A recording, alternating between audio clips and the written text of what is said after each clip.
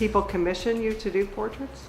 Yeah, and I just, like this, well, everything over there is a portrait, a commissioned, specific, likeness kind of a piece. That largest one is, in the back is Carl Reiner. For the Emmy Hall of Fame. I just installed that last week. That was my more recent, and then the Holiday Inn founder, Orville Redenbacher's back behind him, and it's interesting actually looking at that, the array of, the 7-year-old boy down to the, 35-year-old woman as an anniversary gift for her husband, and then,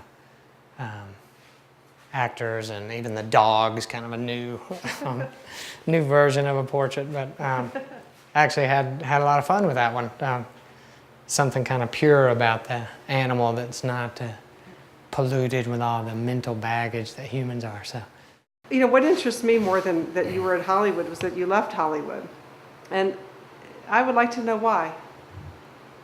I mean, most people think that's their dream come true, is to have the kind of job you did, which is working in the Hollywood film industry and being really sought after artist, but something wasn't enough for you, and why? Like when I was going into art school, I guess, when you're in high school, even, they start to try and drive your, where are you going, what are you doing, and I was a huge fan of Dwayne Hansen, who did these photorealistic people in the 70s.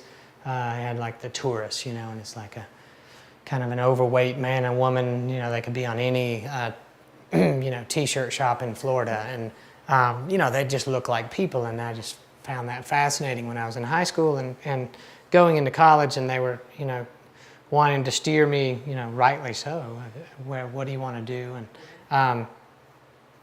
And it was I was a bit influenced by, like, this was late 80s, early 90s, and, the economy was kind of, sketchy, and like, even, I had friends coming out of college, and it was hard to find a job in, 90 or 89. Right after, the 80s, where everybody's working and making tons of money, and then it started to, nosedive and dip, and so there was a concern as far as like, an artist, and they always say starving artists, and so the film industry, it always intrigued me as a child. I was really into like, monster movies and kind of immature levels of that. And so, I was kind of like, yeah, but, we're kind of like entering a recession, they're saying, and they still spent $120 million making whatever the movie was at the time. It's like, those guys aren't in a recession, and they never are. Even in the Great Depression, they were making movies and spending loads of money in Hollywood, because it is a bit of an escape for, if you're in a depression, and depression in the economic sense, or the emotional, but a movie is an escape, and so yeah, there was a motivation of like, wow, I could make a living, and be an artist, and in Hollywood I got to do that. I mean, I was reproducing, building full animatronic puppets of actors, and all the things that you can't do to an actor, you'd have to have a puppet for, getting beat, or shot in the head, or frozen, or whatever, so that was kind of why, we moved to LA in the first place, was pursuit of that, and that kind of evolved to like makeup and dealing with actors' faces as a canvas, and it's like, okay, so, Brad Garrett needs to be Jackie Gleason, and my kind of take was, look, it's obvious we have this person that's going to be portraying this other person. So let's work with what they have, and it becomes more essence of character, and you work with the actor to get that, as opposed to covering their entire face up because the orbital fosses on Jeffrey are a little less prominent than on, or whatever. Right.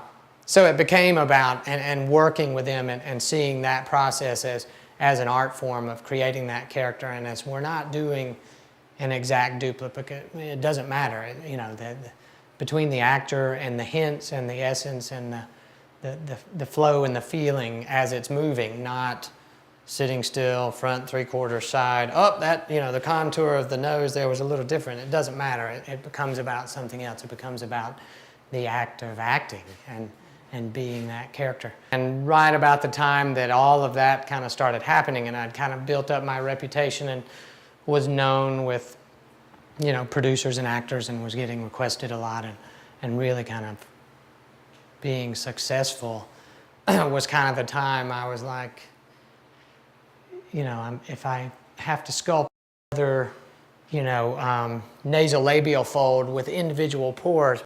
And then there was an actor's strike the summer before 9/11. What was that, 2000? 2001? So there was an actor's strike, and so there were like 6 months of just nothing.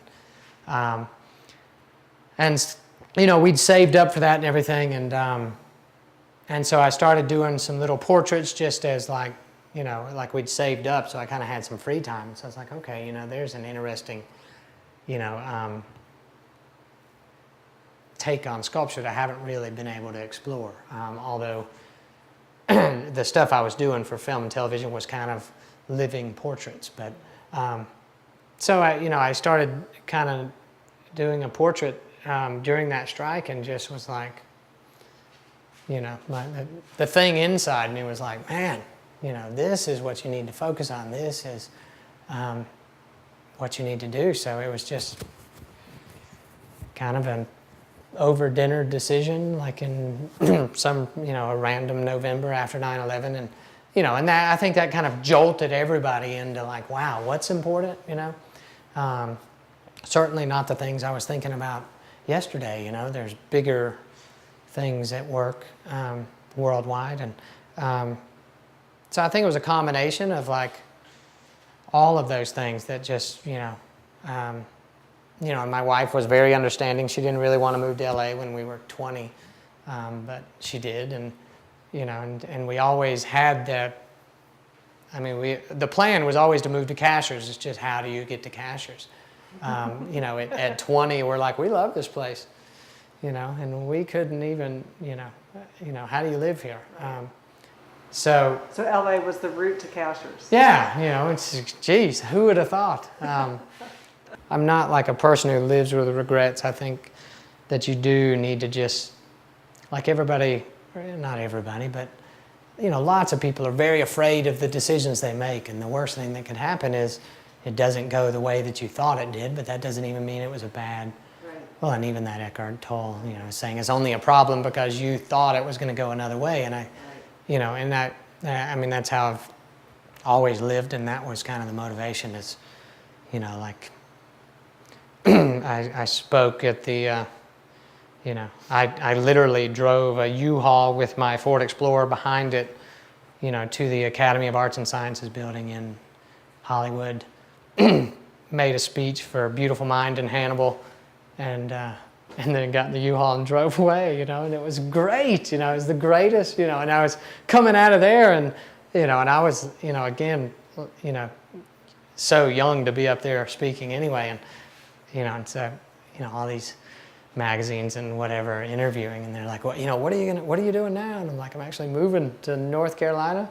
And they're like, what, you know? And I'm like, no, literally, see that U-Haul right there? Because they wouldn't let me park it in the Academy building, you know, because I'm not technically a member, even though they invited me here to speak, and I have to pay for my own parking right there.